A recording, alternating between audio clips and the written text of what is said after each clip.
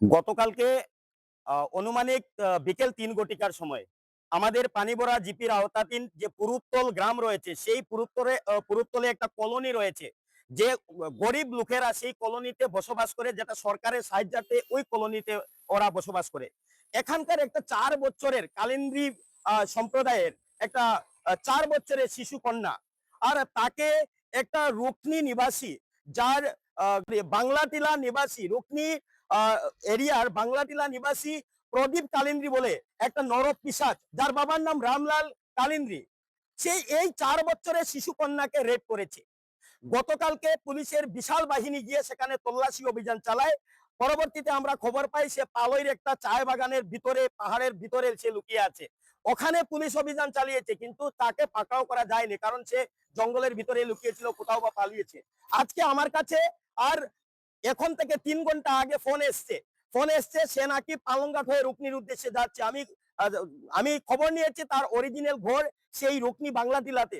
সঙ্গে সঙ্গে আমি এখান থেকে আমার বিডিপির সেক্রেটারি রাজীব রয় তাকে নিয়েছি, এবং পানিবোরা থেকে আরো ২ জন দাদাকে নিয়েছি, এবং ওখানকার আমাদের বজরং দলের দক্ষিণ কাছাড় জেলার সংযোজক গৌরব রায় সহ ভারতীয় জনতা পার্টির কিছু কর্মকর্তা এবং ওখানকার লোকাল জনসাধারণকে নিয়ে ওকে আমরা পকড়া করেছি। সে তার বাড়িতে যায়নি, তার পিছনের বাসায় ওর কাকার বাসাতে ছিল। যখন আমি ঘরে প্রবেশ করছি তখন ওই বাচ্চা একটা আমাকে ইঙ্গিত দিচ্ছে, মানে দ্রুত বেগে ভিতরে গেছে, তখনই আমি বুঝতে পেরেছি সে ঘরের ভিতরে ছিল। পরবর্তীতে আমার ২টা বাহিনী একদম ঘেরাও করে দুদিক থেকে আমরা তাকে একটা জঙ্গলের ভিতর থেকে পকড়া করে নিয়ে এসেছি। আমি এই আপনাদের মিডিয়ার মাধ্যমে শুধু একটাই কথা বলতে চাই, আপনারা মনে রাখবেন, এটা ৪ বছরের শিশু সন্তান। এ ধরনের নরপিশাচ এই ধরনীতে থাকার কোনো অধিকার নেই, তাকে ডাইরেক্টলি এনকাউন্টার করা উচিত, না হলে মহামান্য আদালতের মাধ্যমে তাকে ফাঁসিতে ঝুলানো উচিত, এছাড়া কোনো রাস্তা নেই।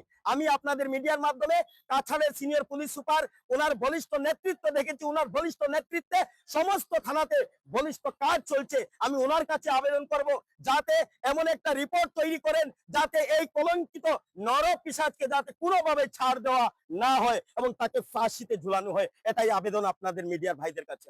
মূল ঘটনাটা কি হয়েছিল? দেখুন, মূল ঘটনা বলতে এখানে গরিব একটা পরিবার থাকতো পুরুত্তল পানিভরা গ্রামে, আর ৪ বছরের শিশু সন্তান কালিন্দ্রি সম্প্রদায়ের শিশু সন্তান ছিল।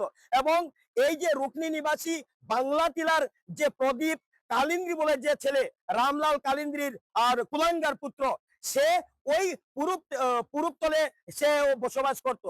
সে ওই বাচ্চাটার সাথে মিলামেশা করে, বাচ্চাটা ওকে কাকু বলে ডেকেছে, কিন্তু সে ওই বাচ্চাটিকে ৪ বছরের শিশু সন্তানকে ছাড়েনি, সে রেপ করেছে। অত্যন্ত দুঃখের বিষয়, গতকালকে বিশাল পুলিশ বাহিনী গেছে, আমিও সাথে ছিলাম, আজকে সকালে পুলিশ বাহিনী গেছে। আমি পুলিশ প্রশাসনকে ধন্যবাদ দেই, ওনারা টনক লড়েছে। আর কাছাড়ের পুলিশ সুপার ওনার নেতৃত্বে প্রত্যেক থানার পুলিশ সজাগ হয়ে গেছে। ওনাদের বলিষ্ঠ পদক্ষেপ ছিল, কিন্তু দুঃখের বিষয় সেখানে তাকে পাওয়া যায়নি। আজকে আমার নেতৃত্বে আমি পানিবোরাতে যখন খবর পেয়েছি সে ওই রুকনির উদ্দেশ্যে গেছে, আমরা বিশাল বাহিনী, আমাদের কার্যকর্তা সহ লোকাল যারা জনসাধারণ, তাদের সবার নেতৃত্বে, সবার সহযোগিতায় তাকে আমরা সেই রুকনির বাংলাটিলা থেকে পকড়া করেছি একটা গভীর জঙ্গল।